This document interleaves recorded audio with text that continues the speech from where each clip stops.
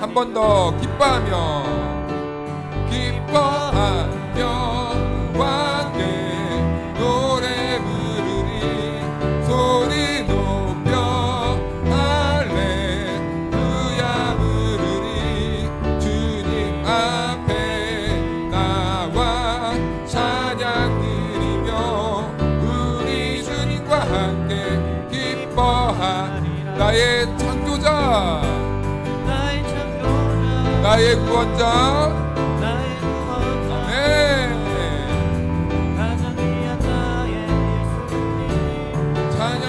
찬양합니다 나의 치료자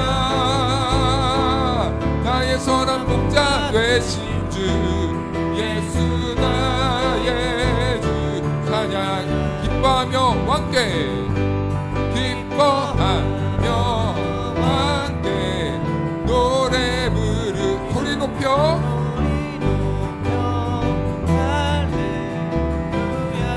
주님 앞에 나와 찬양 드리며 우리 주님과 함께 기뻐하리 나의 창조자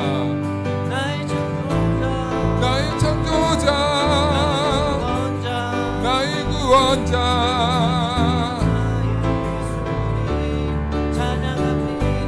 찬양해요 나의 치료자 목자 되신 주 예수 나의 주 찬양 나의 창조자 나의 창조자 나의 구원자 가장 귀한 나의 예수님 찬양합니다 찬양해요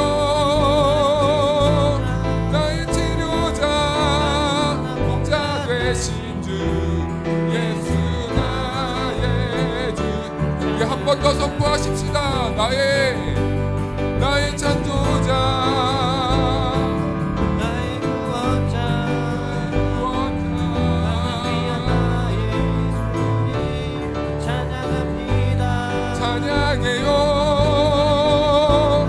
나의 치료자 예수 나의 주 찬양하리 주 하나님 독생자 날 위하여 오시었네 내 모든 죄 다 사하시고 죽음에서 부활하신 나의 구세주 살아계신 주님 살아계신 주 걱정 근심 전혀 없네 사랑해 주네 갈 길 인도하니 내 모든 삶의 기쁨 늘 충만한 주 안에서 거듭나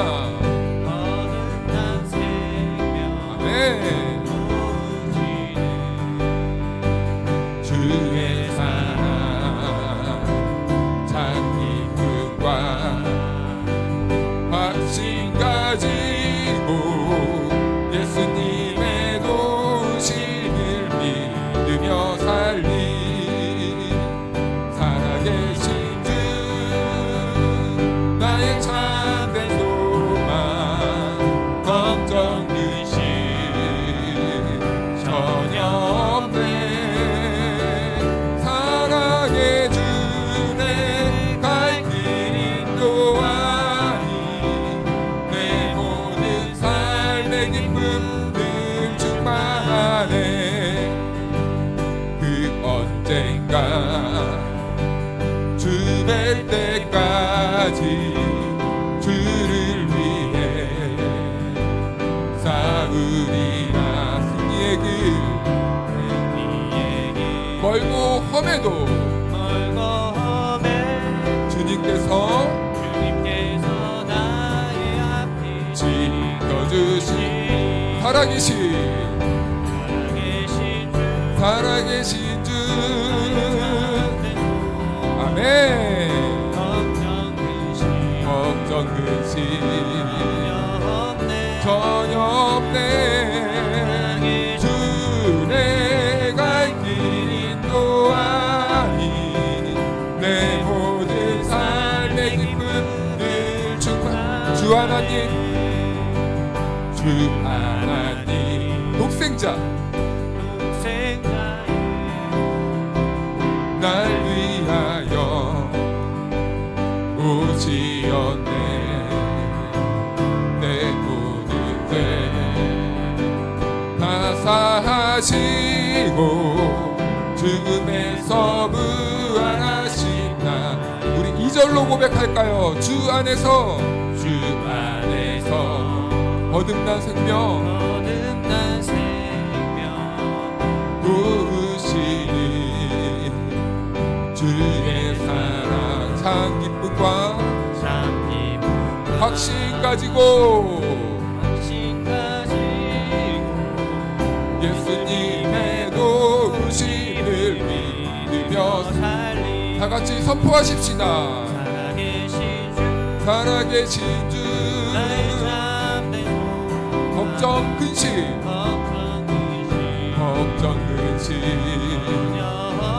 전혀 없네. 주 내 갈 길 인도하니 내 모든 삶의 기쁨 늘 그 언젠가 주 뵐 때까지 그 언젠가 주를 위해 싸우리라. 승리의 길 멀고 엄해도 주님께서 나의 앞길 지켜주시니 살아계신 주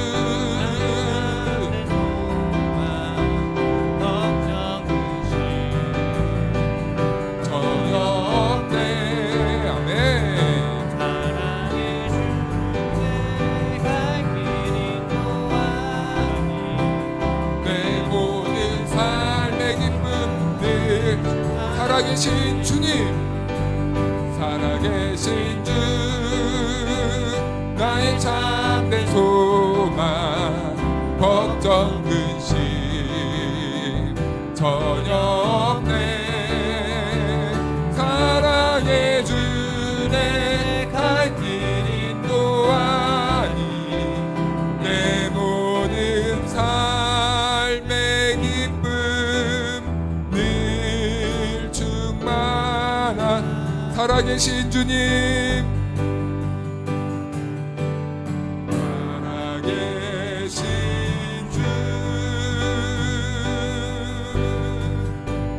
나의 참된 소망 걱정 근심 전혀 없네.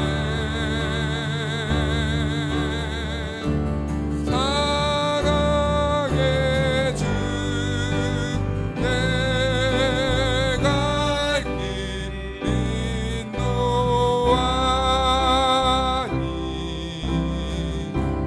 내 모든 삶의 기쁨 늘 충만하네. 우리 살아계신 주님께 영광의 박수 올려드립시다. 할렐루야.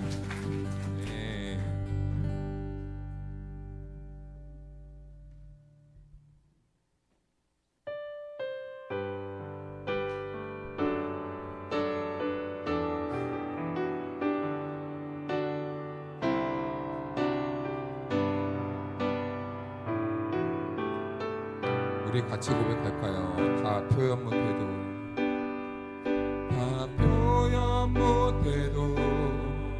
나 표현하리라.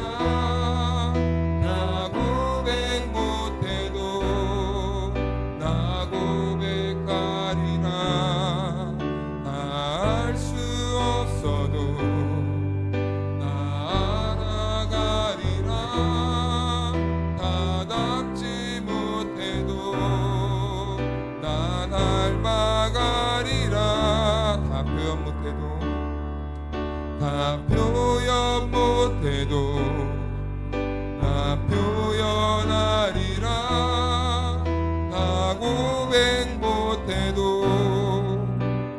고백하리라. 알 수 없어도 알아가리라. 나 닮지 못해도 나 닮아가리라. 그 사랑 얼마나 아름다운지, 그 사랑 얼마나 날 부욕해 하는지, 그 사랑 얼마나 크고 놀라운지를, 그 사랑 얼마나 나를 감격하게 한, 그 사랑 얼마나, 그 사랑 얼마나 아름다운지, 그 사랑 얼마나 날 부욕해 하는지, 그 사랑 얼마나 크고 놀라운지를, 그 사랑 얼마나 나를 감격. 우리 한 번 더 고백할까요? 그 사랑 얼마나, 그 사랑 얼마나 아름다운지, 그 사랑 얼마나 날 부욕해 하는지, 그 사랑 얼마나 크고 놀라운지를, 그 사랑 얼마나 나를 감격하게. 한 번 더, 그 사랑 얼마나, 그 사랑 얼마나 아름다운지, 그 사랑 얼마나 날 부욕해 하는지, 그 사랑 얼마나 크고 놀라운지를, 그 사랑 얼마나 나를 감격하게 하는지. 우리 이 시간 잠깐 기도하며 나아갑시다. 오늘 우리들에게 주신 하나님의 말씀 보도록 하겠습니다. 오늘 우리들에게 주신 하나님의 말씀은 신약 성경 고린도전서 15장 1절에서 11절 말씀입니다. 형제들아, 내가 너희에게 전한 복음을 너희에게 알게 하노니 이는 너희가 받은 것이요 또 그 가운데 선 것이라. 너희가 만일 내가 전한 그 말을 굳게 지키고 헛되이 믿지 아니하였으면 그로 말미암아 구원을 받으리라. 내가 받은 것을 먼저 너희에게 전하였노니 이는 성경대로 그리스도께서 우리 죄를 위하여 죽으시고 장사 지낸 바 되셨다가 성경대로 사흘 만에 다시 살아나사 게바에게 보이시고 후에 12 제자에게와 그 후에 500여 형제에게 일시에 보이셨나니 그 중에 지금까지 대다수는 살아있고 어떤 사람은 잠들었으며 그 후에 야고보에게 보이셨으며 그 후에 모든 사도에게와 맨 나중에 만삭되지 못하여 난 자 같은 내게도 보이셨느니라. 나는 사도 중에 가장 작은 자라. 나는 하나님의 교회를 박해하였으므로 사도라 칭함받기를 감당하지 못할 자니라. 그러나 내가 나된 것은 하나님의 은혜로 된 것이니 내게 주신 그의 은혜가 헛되지 아니하여 내가 모든 사도보다 더 많이 수고하였으나 내가 한 것이 아니요 오직 나와 함께 하신 하나님의 은혜로라. 그러므로 나나 그들이나 이같이 전파하매 너희도 이같이 믿었느니라. 이 말씀은 하나님의 말씀입니다. 아멘. 할렐루야. 하나님의 은혜와 평강이 우리 모두에게 함께하기를 주님의 이름으로 축복합니다. 네, 말씀을 이렇게 함께 나누기 전에 오늘 이렇게 반주자로 섬기게 된 우리 김태희 자매께서 오늘 첫 예배를 같이 반주자로 드리게 되었는데 올해 나이가 21살입니다. 아직 많은 것을 더 배워야 되고 참 떨리고 어려운 순간순간이겠지만 그럼에도 불구하고 우리 교회를 앞으로 섬겨주시기로 하셨거든요. 그래서 지금은 우리가 기대하는 것만큼은 우리가 전달받지 못할지라도 그 순수하고 귀한 마음을 우리가 아름답게 봐주시고 앞으로 잘할 것을 믿고 앞으로 많이 기도해 주시면 감사하겠습니다. 우리 기독교는요, 부활을 빼놓고는 설명할 수 없는 종교죠. 우리 기독교가 부활을 뺀다면 여러분 무엇이 남겠습니까? 한번 생각해 보시겠습니까?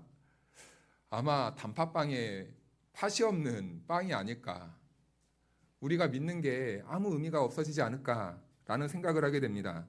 그래서 이 기독교에서 부활은요, 핵심 중에 핵심입니다. 우리가 포기할 수 없는 복음의 내용이에요.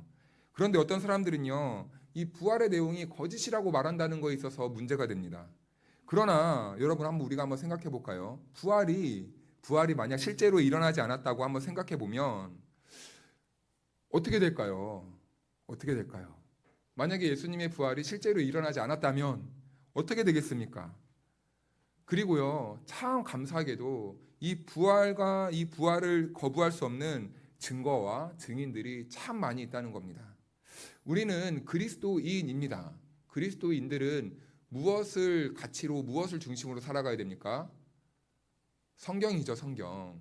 그래서 우리는요, 다른 사람이 뭐라고 말해도 이 성경의 말씀을 믿어야 합니까? 믿지 않아야 됩니까? 믿어야 되는 거예요. 이게 바로 은혜 받은 사람들의 특징입니다. 성경을 빼놓고는 우리의 인생과 우리의 삶과 우리의 가치관을 논할 수가 없어요. 성경을 빼고 다른 것을 말한다면 그것은 그리스도인이 아닙니다. 그래서 우리는 세상 사람들이 뭐라고 해도 성경의 가치에 따라 성경이 주장하고 성경이 말하는 것을 받아들여야 돼요. 그런데요, 이 성경이요, 참으로 놀랍게도 예수님의 부활에 대해서 너무나 많이 증언하고 있다는 겁니다. 첫 번째로는 예수님이 이 부활하셨다는 것을 역사적으로 증거하는 것이 있는데 바로 신약 성경이 그래요. 신약 성경의 내용 모든 것들이요, 다 예수님의 부활을 증거하고 있는 겁니다. 만약 예수님이 부활하지 않았다면 여러분 한번 생각해 보시겠습니까? 이 신약 성경의 복음서가 기록이 되었겠습니까? 기록되지 않아요. 기록될 이유가 없는 거예요. 복음서들이 기록되었겠습니까? 기록될 의미가 없는 겁니다. 그래서 이 성경 자체만으로도 우리 그리스도인들은 예수님의 부활이 사실이겠구나라는 것을 확실하게 믿을 수 있는 거예요. 그리고 그의 제자들이 부활을 목격했고 그들이 증인이 되어서 예수님을 증거하기 시작하는 거예요. 이게 바로 신약의 내용 아니겠습니까? 그리고 또 고린도전서 15장 우리가 오늘 말씀을 보았는데 여기에서는 많은 사람들이 목격했다는 것을 증거하고 있어요. 첫 번째로는 게바에게 보였고 12제자에게 보였고 후로는 500여 형제들에게만 보였고 형제들이라는 말은 남자들만 지칭하는 건데 이 당시에는 숫자에 포함되는 사람이 남자밖에 없어요. 500명이라는 숫자 말고 더 많은 사람들이 보았다는 겁니까? 안 보았다는 겁니까? 보았다는 것이 돼요. 남자만 500명이니까 자매들도 있을 거고 또 어린아이들도 있을 거고 수많은 노인들도 있었을 거예요. 그러니까 이 당시에 예수님의 부활을 목격한 사람들은 너무나 많았다는 거죠. 그리고 또 야고보에게 보이셨고 그리고 사도들에게 보이셨고 그리고 마지막으로 만삭되지 못한 바울에게도 보였다라고 이렇게 말하고 있는 거예요. 그렇다면 여러분 이 성경의 증언은 믿을만 합니까? 믿을만 합니까? 예수님을 모르는 사람들은 이러한 주장 앞에서 그거는 기독교인들이나 하는 말이고 이렇게 말을 해요. 그런데 이 주장은 믿을만 합니다. 왜냐하면요, 뒤늦게 만삭되지 못한 바울 때문에 그래요. 바울은 원래 어떤 사람입니까? 기독교를 박해하던 사람이었어요. 그 당시에 최고의 엘리트층이었어요. 가말리엘 문화에서 정말 이 사람은요, 최고의 학문을 배웠던 사람입니다. 그런데요, 그는요 원래 이 기독교를 박해하던 사람이었다는 거예요. 기독교를 저주하고 기독교 예수는 그리스도가 아니다라는 것을 막 이렇게 반대하고 그렇게 말하는 사람들을 잡아다가 때로는 죽이기까지 하는, 얼마나 이 열정이 심했으면은 자기와 함께 공부했던 스데반 집사까지 돌을 맞아 죽이는데 앞장서서 돌로 쳐 죽여야 된다고 주장했던 사람이 바로 바울입니다. 그랬던 그가 갑자기 어느 날 그리스도교로 개종을 하는 거예요. 많은 사람들이 의아했어요. 아니 어떻게 갑자기 바울이 저럴 수 있냐. 같은 유대인들도 당황하는 겁니다. 아니 저 얼마 전까지만 해도 우리와 같이 유대교 안에서 그리스도를 이 예수를 반대하던 자였는데 왜 갑자기 저러냐. 이렇게 놀란 반응을 보였고 또 이 기독교 안에서도 놀란 반응을 보입니다. 아니 저 사람 지금 우리 안에 몰래 침투해가지고 지금 우리 다 잡아들이려는 계획 아니야? 약간 이런 식으로 오해를 하고 거부감을 갖게 하고 믿지 못했다는 거예요. 바울이 그랬던 사람이었는데 예수님의 부활을 경험하고 개종을 해서 그리스도의 복음을 땅끝까지 전하는 그러한 용기 있는 삶을 살게 되었다는 거죠. 또 예수님의 제자들은 어떻습니까? 예수님이 십자가에 못 박혀 돌아가셨을 때요, 그들은 어떤 반응을 보였죠? 도망쳤어요. 제 갈 길로 갔습니다. 그런데 부활하신 예수님을 만나자 어떻게 되었습니까? 숨은 곳에서 나왔어요. 나와서 어떻게 됐어요? 예수님이 부활하셨음을 전했습니다. 전하다가 어떻게 됐습니까? 다 죽었어요. 순교했어요. 살려고 도망갔는데 나중에 죽었다는 겁니다. 이게 무슨 역설적인 반응입니까? 살려고 도망쳤으면 끝까지 살아야지. 그런데 그들을 죽음의 자리까지 이끌어갔던 것은 무슨 능력이 있었기 때문입니까? 예수님의 부활의 능력이 있었기 때문이다라는 겁니다. 그래서 우리는 이 성경의 증언과 이 바울과 역사적으로 이 생존했던 이 제자들의 모습만 보더라도 이런 아이러니한 모습만 봐도 우리는 부활을 빼놓고 설명할 수가 없는 거예요. 그런데 오늘 우리는 이 부활의 여러 가지 모습들을 성경에서는 또 보이고 있습니다. 첫 번째로는 예수님이 역사적으로 부활했다는 거예요. 이 말은 무슨 말이냐면 실제적으로 시간과 그 공간 속에서 예수님이 살아나셨다라는 겁니다. 우리가 잘 알다시피 예수님은 죽었어요. 무덤에서 다시 살아나신 거예요. 이것이 바로 실제적인 부활, 역사적인 부활이라고 합니다. 그리고 두 번째로는요, 우리가 2주 전에 데살로니가서를 보면서 우리가 앞으로 어떻게 부활할 것인가, 예수님이 재림할 때 우리 성도들은 어떻게 부활할 것인가 라는 것을 성경은 또 담아내고 있습니다. 그리고 세 번째로는 오늘 우리가 함께 나눌 말씀인데, 그렇다면 오늘 이 부활을 바라보고 믿는 성도들은 어떻게 살아야 될 것인가 라는 것에 대해서 성경은 기록하고 있다는 거죠. 첫 번째로는 다시 역사적인 부활을 기록하고 있고, 그리고 두 번째로는 우리가 마지막 때에 어떻게 부활하게 될 것인가, 그리고 세 번째로는 그렇다면 그 부활을 믿는 우리 그리스도인들은 오늘이라는 시간 속에서 어떻게 살아야 될 것인가 라는 것이죠. 오늘 본문은 그래서 이 세 번째, 오늘을 살아가는 부활의 능력으로 살아가는 오늘 그리스도인들의 삶은 어떻게 해야 되는가 라는 것을 초점으로 메시지가 기록되어 있습니다. 그래서 오늘은 여기에 대해서 말씀을 나누고 싶은 거예요. 그렇다면 먼저 우리가 이것을 기초로 해야 됩니다. 먼저 이 고린도 교회 사람들의 상태는 어떤 상태입니까? 불신자입니까? 믿는 사람들입니까? 믿는 사람들이에요. 그러니까 이 부활에 대해서, 부활의 삶에서 말할 때는 일단 믿는 자들을 기초로 이 말씀을 전했다는 겁니다. 그래서요, 이것은 믿는 자들과 믿지 않는 사람들에게 우리가 부활을 말할 때는 사뭇 달라질 수밖에 없어요. 믿지 않는 사람들에게 있어서는 예수님의 부활을 무엇을 증거를 보여줘야 됩니까? 역사성을 보여줘야 돼요. 역사성. 예수님이 진짜 부활했다, 안 했다, 이것을 초점을 두어서 말씀을 전합니다. 그러나 믿음 안에 있는 사람들은 이제 거기에서는 이제 중요한 게 아니에요. 이게 진짜냐 가짜냐는 중요한 게 아니에요. 왜 그렇습니까? 우리는 이미 그리스도 안에서 부활의 생명을 경험하고 있는 사람들이기 때문입니다. 그래서 맨날 첫날 우리가 부활 있냐 없냐 이것을 논하는 사람들은 우리 그리스도인들의 이런 의미 있는 대화가 아니에요. 왜냐하면 우리는 이미 그리스도 안에서 부활을 경험했고 그리스도 안에서 주님 걸어가신 그 길을 따르고 있는 사람들이기 때문이에요. 그래서 부활할 것을 믿는 성도들은요, 예수님이 부활이 진짜 했냐, 야, 안 했냐, 믿을 만하냐, 야, 그거 진짜냐, 뭐 증거를 좀 줘봐라. 이런 대화는 의미가 없는 겁니다. 의미가 없는 거예요. 오늘 우리의 삶에서 예수님의 부활이 어떤 의미가 있는지, 예수님이 부활하셨다면 그 부활을 경험한 우리는 어떻게 살아야 하는가, 여기에 초점이 있고 이 의미 있는 질문들과 대화를 우린 나눠야 된다는 겁니다. 그래서 오늘 말씀을 듣는 우리는요, 본문이 말하는 부활이 무엇을 말하고자 하는지 그 의도와 의미를 발견하는 데 초점을 맞추려고 합니다. 본문에서는요, 오늘 우리가 읽었지만 죽은 자의 부활에 관해서 말을 합니다. 죽은 자의 부활. 그런데 우리는 이 말씀을 읽을 때 습관적으로 공식적으로 나타나는 반응이 있어요. 아, 죽어서 다시 살아났구나. 생물학적인 죽음에서 살아나는 것만 생각합니다. 그런데 오늘 본문에서 말하는 이 죽은 자가 살아난다는 것은요, 구체적으로 이런 의미입니다. 죄로 인하여 죽은 영혼이 다시 살아나는 것이란 의미를 담고 있어요. 다시 말해서 죽은 영의 부활이란 죄로 인하여서 죽어있던 우리의 영혼이 예수님 안에서 다시 살아나는 것, 부활하는 것, 이것을 의미로 하고 있다는 겁니다. 다시 말씀드리지만 오해하시면 안 됩니다. 저는요, 오늘 예수님이 부활을 했는지 안 했는지 헷갈리게 하려는 게 아닙니다. 말씀드렸다시피 예수님은 죽은 자 가운데서 실제적으로 역사 속에서 다시 살아나셨습니다. 이것을 믿음으로, 그렇다면 오늘을 살아가는 저와 여러분들, 그 부활을 믿는 우리 그리스도인들, 그 부활을 경험한 저와 여러분들은 어떠한 삶으로 살아야 되는지 그 의미를 발견해 보고자 한다는 것입니다. 그렇다면 오늘을 살아가는 우리들에게 이 부활이란 어떤 의미인가? 우리 15장 15절 말씀을 다 같이 한번 읽어보겠습니까? 크게 읽겠습니다. 시작.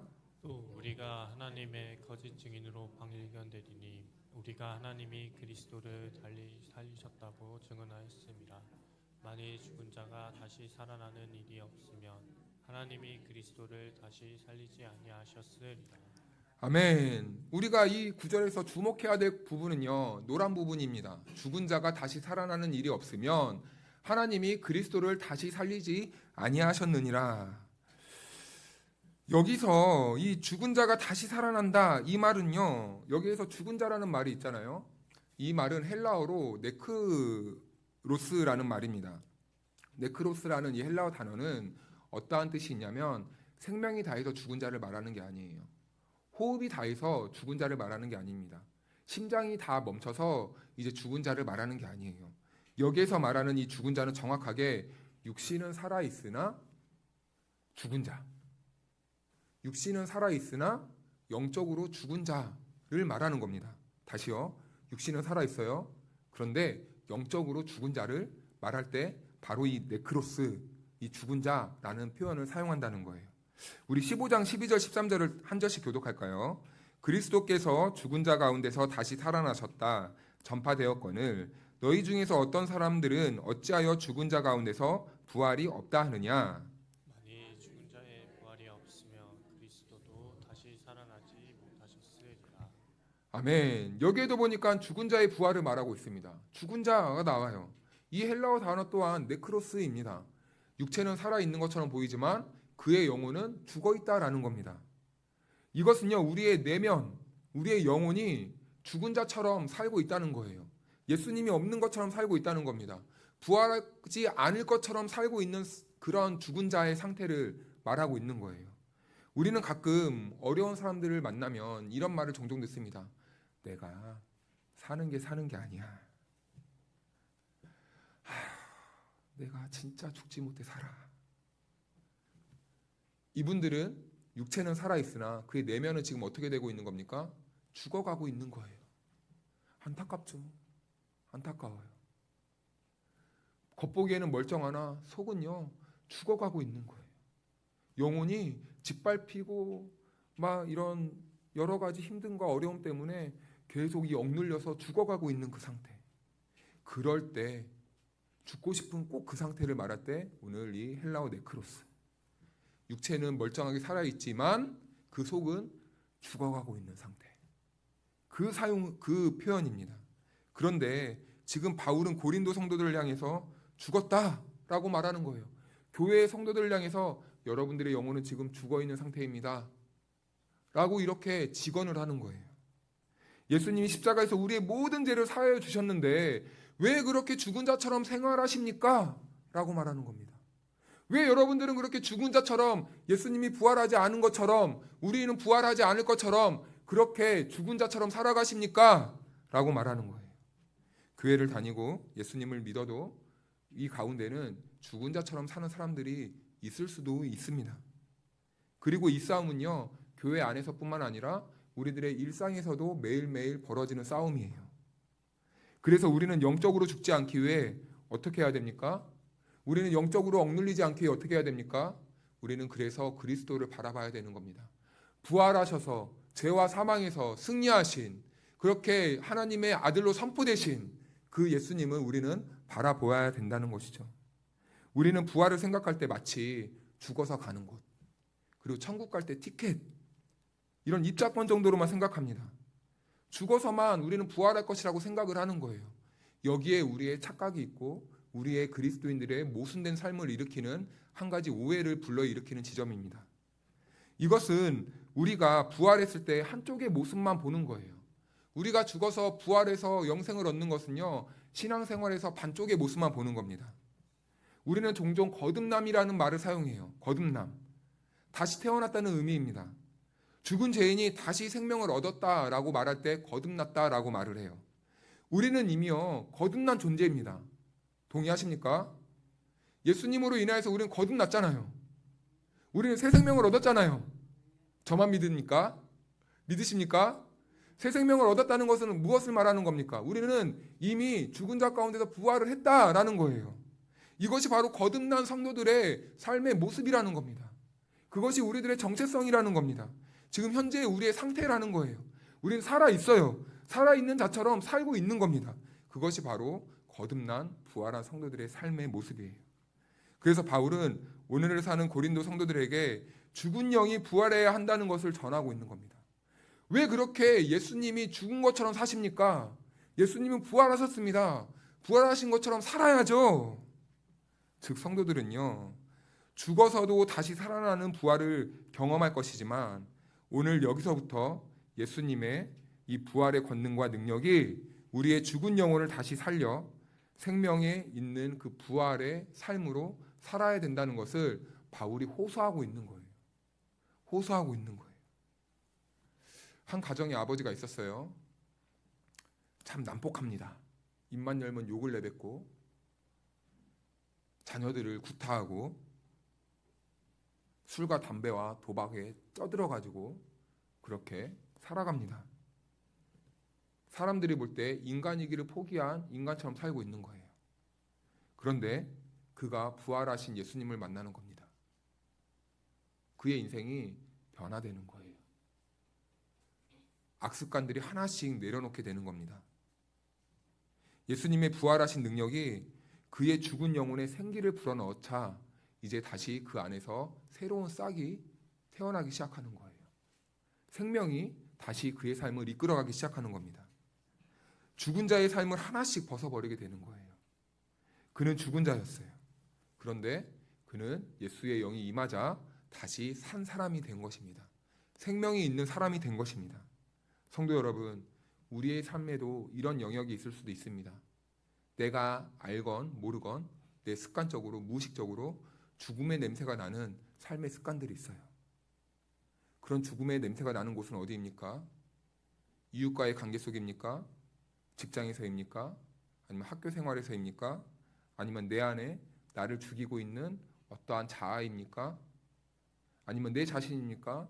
아니면 과거의 기억들입니까?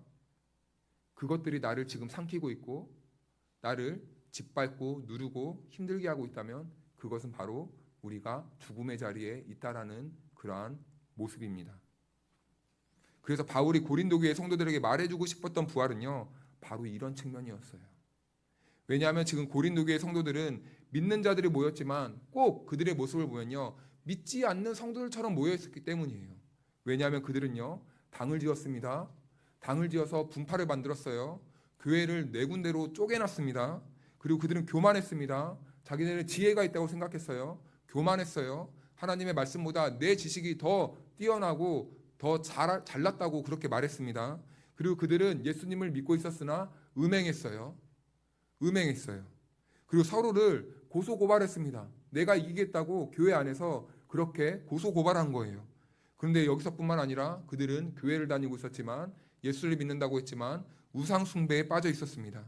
예배는 또 어땠습니까? 무질서했습니다. 그리고 서로 경쟁했어요. 은사로 경쟁했어요. 이 모든 것들이 사랑이 없었던 결과였습니다. 세속화된 교회가 바로 고린도 교회였다는 거예요. 그래서 바울은 이런 교회를 향해서 다시 말하는 거죠. 예수님은 우리의 모든 죄를 십자가에서 못 박았는데 왜 당신들은, 왜 우리 교회는 왜 죽은 자처럼 생명이 없는 것처럼 살고 있습니까? 여러분, 우리는 구원을 받았습니다. 동의하십니까? 우리 모두 다 예수님의 피로 말미암아 구원을 받았어요. 하지만 그 구원은요, 우리가 받았지만 아직 완성을 향해 나아가고 있는 상태입니다. 그래서 우리는 구원을 이루며 살아가는 사람들이에요. 그것이 바로 예수님을 바라보며 사는 성도들의 삶의 모습입니다. 그래서 우리는 죄로 인해서 죽어가고 부패하고 죽음의 냄새가 진동하는 곳에서 살 수밖에 없어요. 왜냐하면 세상이 그래요. 하지만 우리는 그 죽음의 냄새가 가득한 그 세상에서 어떻게 살아야 됩니까? 살아있는 자처럼 살아야 된다는 겁니다. 부활의 권능과 능력을 힘입어서 우리는 성도로서 그리스도인으로서 세상의 빛과 소금으로 살아야 된다는 것입니다. 그래서 우리는 날마다 예수님을 바라보면서 이 부활을 살아내야 되는 거예요.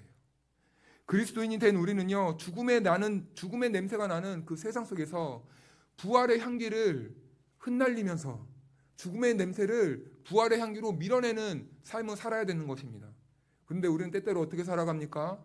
죽음의 냄새가 나를 향해 진격해 옵니다. 나를 덮칩니다. 나를 삼키려고 합니다. 잡아먹히고 마는 거예요. 생각에 사로잡혀버리고, 내 자존감에 사로잡혀버리고, 내 이 화에 사로잡혀버리고, 내 감정에 사로잡혀버리는 이런 삶을 살아갈 때가 있다는 것이죠. 근데 사랑하는 여러분, 기억하십시오. 우리는 예수 그리스도의 십자가의 은혜로 다시 산 자들입니다. 다시 부활한 자들이에요. 거듭난 사람들이에요. 새로운 생명을 받은 자들이에요. 축복하기는, 바라기는 부활의 생명에 있는 성도들의 삶을 살아가시기를 주님의 이름으로 축복합니다. 우리 요한계시록 3장 1절 말씀을 같이 읽어볼까요? 시작. 이 사자에게 편지하라. 하나님의 일곱 뼈를 가지신 이가 이르시되 내가 내 행위를 아노니 내가 살았다 하는 이름은 가졌으나 죽은 자로다. 아멘. 네가 살았다 하는 이름을 가졌으나 죽은 자로다.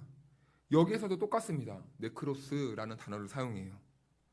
즉 이제는 영적으로 죽은 상태에 있던 우리가 그리스도의 능력으로 부활의 삶, 생명에 있는 삶을 우리의 삶에서 살아내야 한다는 것입니다. 네가 살았다 하는 이름만 가졌으나 죽은 자로다. 우리식으로 말하면 어떻습니까? 예수를 믿는다 하면서 예수를 안 믿는 것처럼 사는구나 라는 거예요. 그래서 우리는 부활의 삶, 능력의 삶, 생명이 있는 삶을 살아야 된다는 것이죠. 그러한 성도들의 삶이 예수님의 부활을 선포하는 거예요. 우리는 입술로만 예수님 부활하셨습니다가 아닙니다. 우리들의 삶으로 살아있는 삶이 우리가 말하지 않아도 예수님의 부활을 증거하는 표지판이 되는 거예요. 세상 사람들에게 부활의 기쁜 소식을 전하는 것이 바로 우리들의 생명이 있는 삶이라는 겁니다. 그래서 우리 주 안에 있는 성도들은요, 죽음의 냄새가 나는 이 진동하는 자리가 어디인지를 볼 수 있는 영안이 열려야 돼요.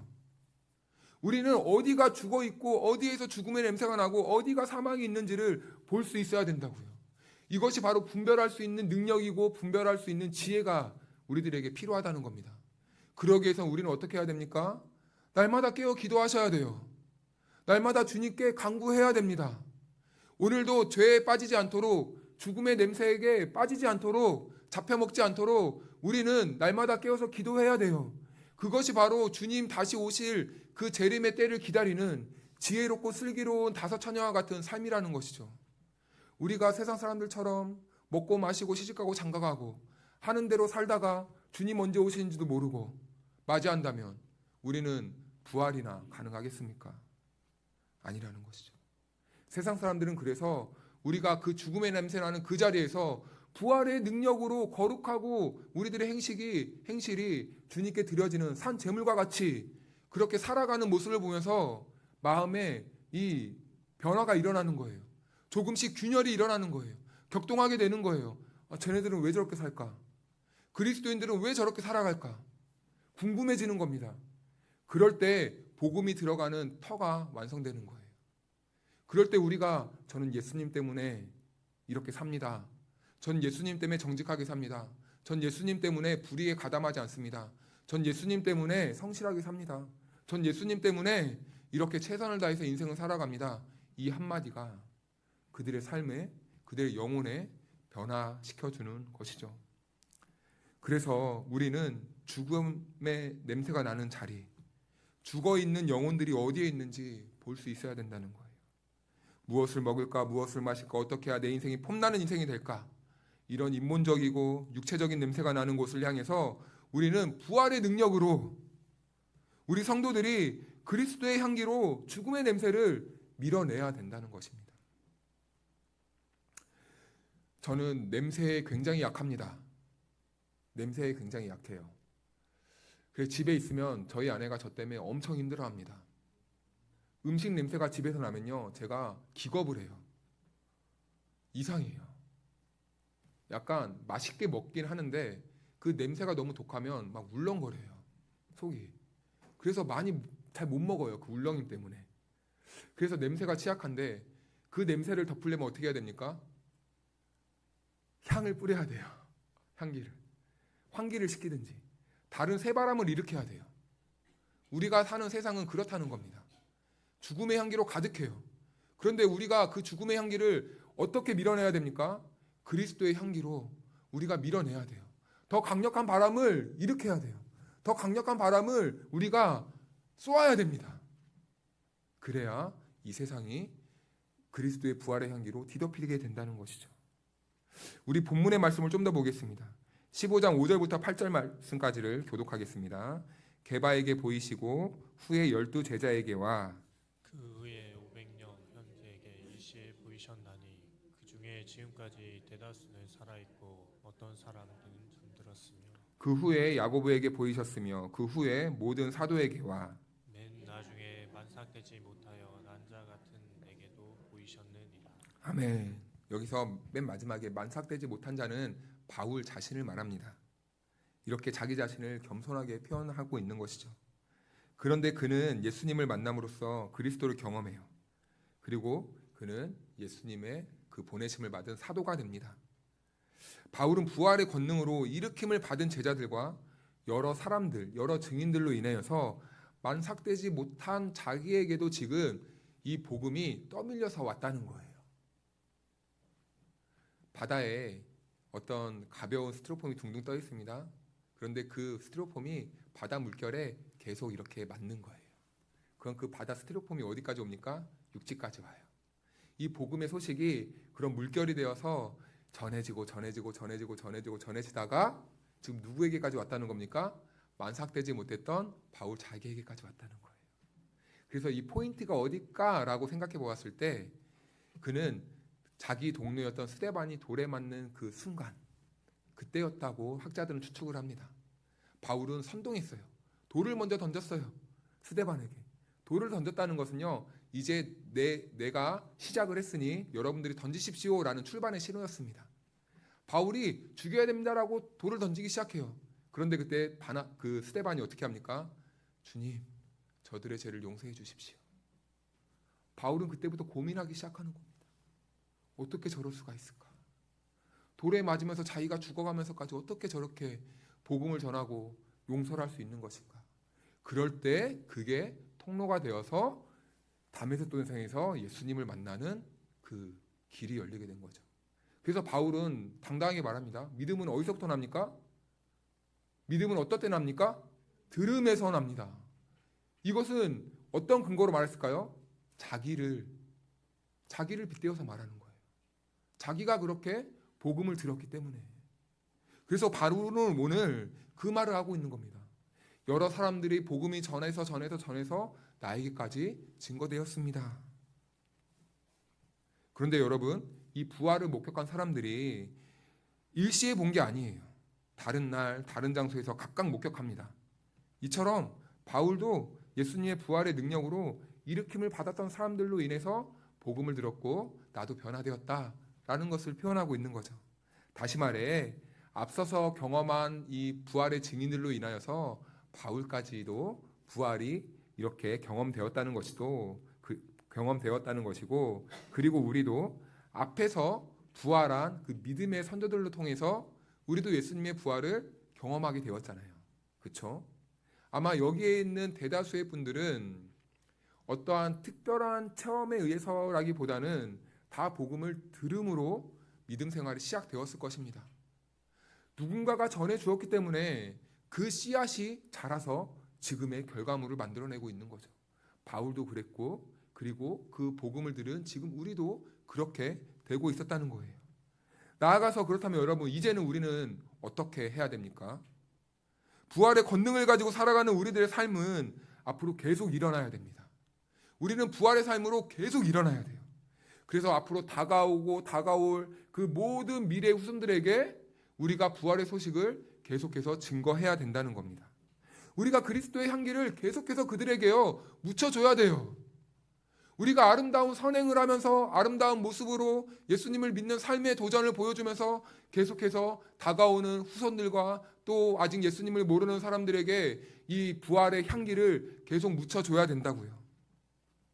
부활의 능력을 경험한 우리를 통해서 이 나라와 이 땅에 가득한 어둠과 죽음의 냄새를 몰아내야 될 사명이 누구에게 있습니까? 저와 여러분 모두에게 그 사명이 있다는 겁니다. 오늘 그래서 예수님은 저와 여러분들을 부르시고 우리를 부활을 매일매일 경험할 수 있도록 도와주시는 거예요. 이 사실이 어려운 것 같으나 어렵지 않습니다. 왜냐하면 우리는 무슨 일을 해야 된다고 생각할 때 대단한 일을 해야 되는 것처럼만 생각하기 때문이에요. 그런데 여러분, 우리가 주의 일을 감당할 때요, 우리가 큰 걸 바라보고 하는 게 아닙니다. 가장 먼저 내 안에서부터 부활이 매일매일 경험되면 됩니다. 내 안에서 날마다 예수님이 살아계심이, 예수님의 음성이 내 안에서 들려지면 되는 거예요. 내 안에서부터 변화가 일어나잖아요. 여러분, 향기는 가둘 수 있다고 해도 가둘 수 있는 게 아니에요. 가끔 화장품집을 갑니다. 그럼 화장품 뚜껑을 다 덮어놔요. 그런데 그 화장품집에는요, 무슨 냄새가 날까요? 화장품 냄새가 납니다. 꼭꼭 가둬놨는데요, 그 향기는요, 감출래야 감출 수가 없는 거예요. 참 신비해요. 그런데요, 부활의 기쁨을 가진 성도들은요, 그와 같다는 겁니다. 내가 나 혼자만 누리고 싶어도요, 그럴 수 없다는 거예요. 나도 모르게 불현듯이 내 생활 습관에서 그렇게 나오게 된다는 겁니다. 그러면서 세상 사람들이, 우리 주변이 나를 통해서 조금씩 변화되어져 간다는 거예요. 어떤 목사님이 캄보디아 선교를 갔다고 합니다. 그런데 거기서 한 30분가량을 캄보디아 국왕과 만날 수 있는 기회가 생겼대요. 그런데 이 목사님이 30분 동안 무슨 얘기를 할까 하다가, 그래도 목사니까 아는 게 복음밖에 없어서 30분 동안 그 국왕과 이렇게 복음을 전했다고 합니다. 대화를 하면서. 그러면서 의미 있는 시간을 보냈대요. 그런데 마지막에 사진을 찍으면서 이분이 기겁을 했다고 하는데요, 한 수십 컷의 사진을 찍는다고 합니다. 근데 사진사가 사진을 찍어줄 거 아니에요. 사진 찍을 때마다 무릎을 꿇고 찍어주는 거예요. 그리고 다시 또 다른 컷을 찍을 때마다 또 무릎 꿇고 사진을 찍고. 왜 그런가 했더니 인간이 신에게 갖추는 예의라고 합니다. 그러니까 그 국왕은 지금 어떻게 추앙받고 있는 겁니까? 신으로서 대접을 받고 있는 거예요.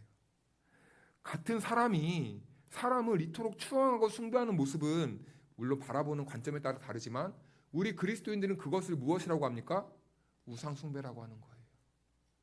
하나님이 아닌 다른 것을 추앙하고 대접하고 섬기는 모습. 사람이 그래도 우리는 그것을 우상 숭배라고 합니다. 하나님을 알지 못해 나타나는 죽음의 냄새들이죠. 그런데 우리의 삶에서도 이와 비슷한 현상들이 나타나는 거예요. 하나님이 아닌 다른 것들을 섬겨요. 하나님이 아닌 다른 것들을 추앙해요. 하나님이 아닌 다른 것들을 붙잡으려고 하는 거예요. 나 자신이 될 수도 있어요. 다른 그 무언가가 될 수도 있습니다. 우린 이것을 우상 숭배라고 합니다. 이 목사님이 또 캄보디아 선교를 하며 돌아다녀요. 어떤 건물을 모았습니다. 불이 안 들어왔대요. 그런데 거죽대기로 덮어놓다가 해가 들면 다시 이렇게 펼쳐놓고 했던 시절이 있었답니다. 그런데 지금은 전기가 들어왔다고 해요. 왜냐하면 그리스도교로 개종한 어떠한 선생님이 날마다 기도를 했답니다. 그래서 그곳에 불이 들어오게 되었다는 거예요. 그것을 보면서 너무 기뻐했다는 겁니다. 이 나라는 어떠한 모습으로 살고 있습니까? 신을 추앙하는 나라예요. 그 국왕만 숭배하고 바라보느라 낮은 곳을 바라보지 못하고 있는 겁니다. 높은 곳만 향해서 시선이 있는 거예요. 그러니까 서민들은 어떻게 됩니까? 점점 살기는 어려워지고 피폐해지고 죽어가고 어둠의 그림자가, 죽음의 그림자가 생존을 위협하는 그런 지경에 이르렀다는 거죠. 삶의 현장, 그런 현장에 바로 그리스도의 이 부활의 능력이 나타나야 되는 현장이라는 겁니다. 우리들의 삶을 한번 돌아볼까요? 우리 안에 죽음의 냄새가 나는 곳은 없습니까?